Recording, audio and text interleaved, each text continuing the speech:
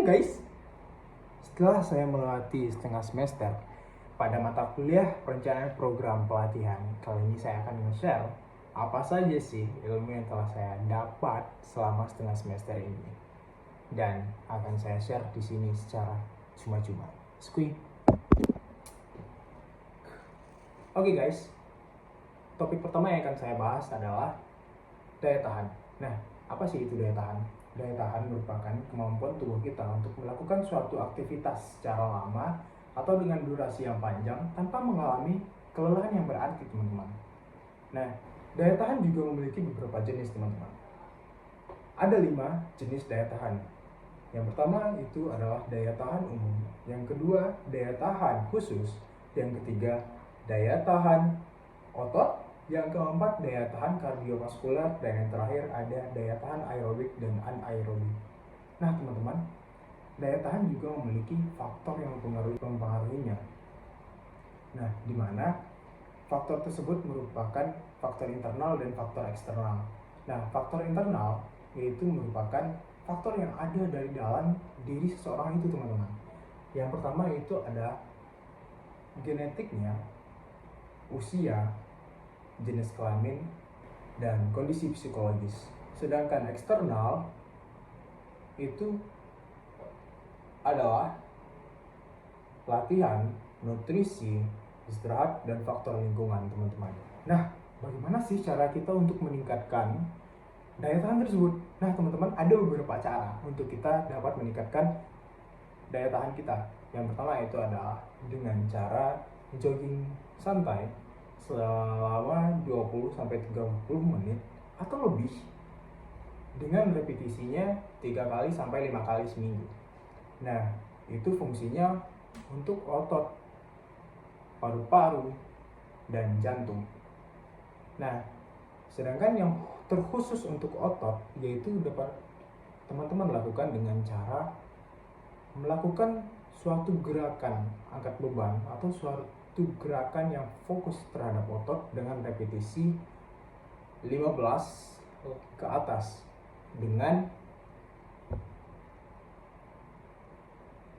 intensitas sedang atau dengan beban sedang. Dan juga ada cara lain yang dapat melatih otot, jantung, serta paru-paru secara bersamaan, yaitu ada latihan interval, berenang. Itu merupakan latihan yang dapat melatih otot, jantung, dan paru-paru secara bersamaan. Dan yang terpenting nih teman-teman semuanya, hal yang terpenting dari latihan daya tahan merupakan nutrisi, teman-teman. Nutrisi seperti karbohidrat, protein, lemak, dan vitamin serta mineral. Nah, dan tidak lupa juga latihan konsisten. Oke, topik yang kedua yaitu adalah kekuatan. Nah, teman-teman semuanya, apa sih itu kekuatan? Nah, kekuatan adalah aktivitas fisik berupa kontraksi otot yang melawan beban tertentu dengan tujuan untuk meningkatkan massa otot, membentuk tubuh yang proporsional, dan memperbaiki performa fisik. Manfaat latihan kekuatan yaitu bagi fisik kita meningkatkan massa otot, memperkuat tulang, mengurangi risiko cedera, serta membantu pembakaran lemak. Sedangkan untuk metabolik yaitu mempercepat metabolisme basal, menjaga kadar gula darah, menurunkan risiko diabetes tipe 2. Secara psikologis, bermanfaat untuk mengurangi stres, meningkatkan rasa percaya diri, dan memperbaiki kualitas tidur. Dan fungsionalnya yaitu mempermudah aktivitas sehari-hari dan menunjang kemandirian pada usia lanjut, teman-teman. Nah, kekuatan ini memiliki 2 latihan, teman-teman, yaitu latihan dengan beban dalam dan beban luar. Nah, apa itu beban luar dan beban dalam? Beban dalam merupakan kita menggunakan beban yang ada pada tubuh kita sendiri. Contohnya seperti berat badan kita. Nah, sedangkan beban luar yaitu adalah beban di luar yang kita gunakan untuk menambah beban dalam latihan kita. Nah, teman-teman, dalam latihan kekuatan itu ada beberapa prinsip. Prinsip yang pertama yaitu prinsip overload, di mana menambah beban lebih pada otot secara bertahap, teman-teman. Nah, di mana ini bertujuan untuk memberikan rangsangan kepada otot kita agar dapat mengangkat atau memberikan kontraksi lebih. Nah, selanjutnya yaitu ada prinsip progresif, di mana meningkatkan beban secara bertahap dan meningkatkan beban secara bertahap. Sedangkan spesifik yaitu fokus latihan sesuai kelompok otot tertentu, teman-teman.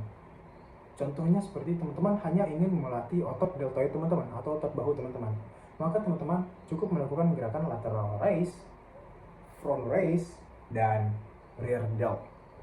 Selanjutnya itu ada variasi gerakan, yaitu mengubah latihan agar otot lebih seimbang. Dan terakhir ada recovery, teman-teman. Nah, prinsip yang paling sering orang lupa adalah recovery, sehingga ketika mereka lupa memberikan recovery, perkembangan massa otot mereka itu menjadi lebih lambat dari biasanya.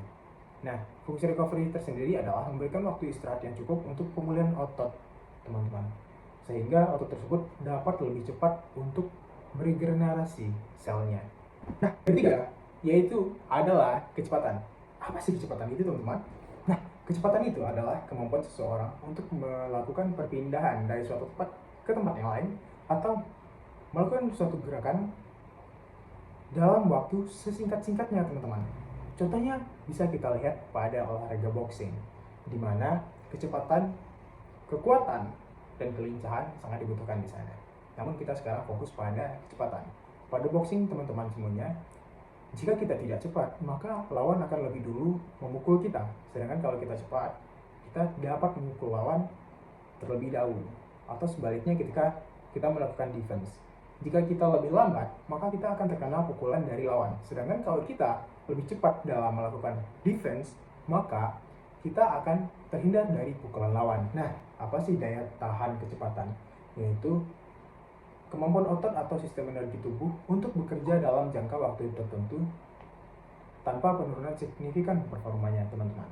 Ini adalah aspek penting dalam olahraga yang membutuhkan kecepatan berkelanjutan. Nah, contohnya seperti boxing tadi. Nah, dalam kecepatan, kita membutuhkan yang namanya kelincahan. Nah, apa sih kelincahan itu? Kelincahan adalah kemampuan untuk mengubah posisi atau arah gerakan dengan cepat, teman-teman, dan tetap menjaga keseimbangan tubuh agar kita tidak terjatuh dalam melakukan gerakan tersebut. Contohnya seperti seseorang melakukan footwork pada bulu tangkis.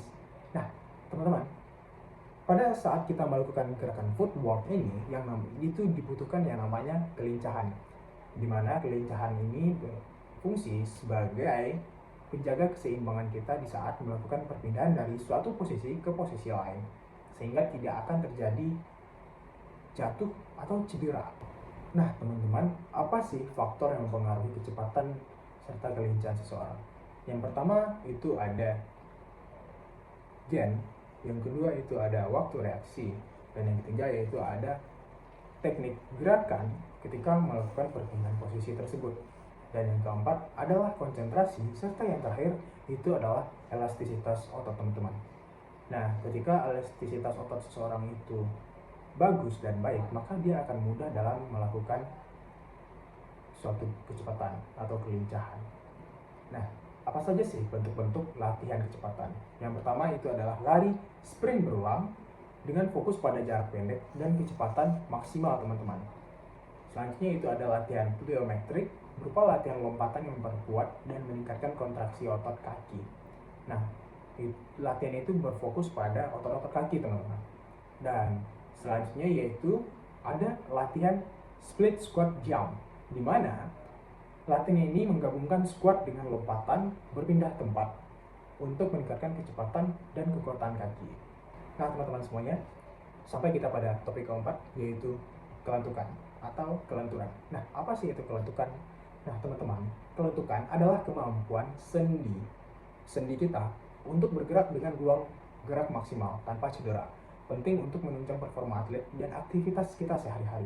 Contohnya saja, seperti kita ketika mandi, kita membutuhkan yang namanya kelentukan. Jika tidak, kita tidak akan sampai menggaruk punggung kita belakang. Kita tidak bisa menggosok punggung kita. Namun jika kita memiliki kelentukan yang bagus, kita bisa menjangkau ke belakang dengan maksimal. Nah, teman-teman semuanya, apa sih faktor-faktor yang mempengaruhi kelentukan tersebut? Yang pertama ada faktor internal. Faktor internal seperti struktur sendi, teman-teman, elastisitas otot, serta usia. Nah, mengapa saya sebut faktor internal? Ketika seseorang melatih kelentukannya setelah melewati fase remaja, maka dia tidak akan bisa selentur orang yang berlatih dari kecil. Selanjutnya ada faktor eksternal, teman-teman, di mana seperti aktivitas fisik, kebiasaan sehari-hari, dan suhu lingkungan, teman-teman. Nah, mengapa saya sebut 3 ini menjadi faktor eksternal?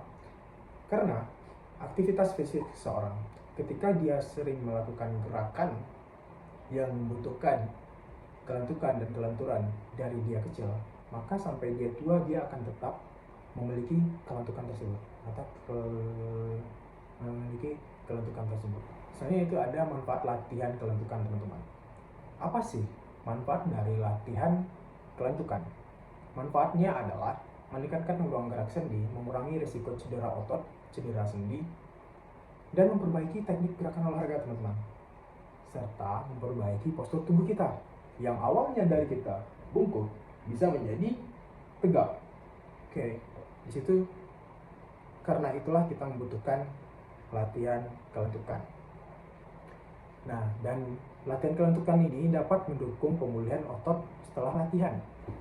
Nah, teman-teman, setelah kita mengetahui pengertian dari kelentukan, faktor yang mempengaruhi kelentukan, dan manfaat latihan kelentukan, sekarang kita akan membahas apa saja jenis-jenis latihan kelentukan. Yang pertama yaitu ada static stretching, yaitu merupakan peregangan dalam keadaan diam selama 30 detik. Contohnya seperti gerakan peregangan mendorong kepala ke atas yang dilakukan dalam diam. Yang kedua itu ada dynamic stretching, yaitu peregangan aktif berulang. Nah, contohnya seperti teman-teman melakukan gerakan pemanasan seperti mendongakkan kepala ke atas, 1, 2, 3, 4. Nah, itu adalah contoh gerakan dynamic stretching, teman-teman. Ada yoga dan pilates. Nah, pada olahraga yoga dan pilates ini, teman-teman, dia menggunakan integrasi peregangan, pernapasan, dan penguatan otot. Simpelnya, teman-teman, 4 materi yang saya sampaikan di awal itu sangat-sangat penting bagi tubuh kita dan akan sangat menunjang kegiatan sehari-hari kita. So, ayo mulai latihan dari sekarang.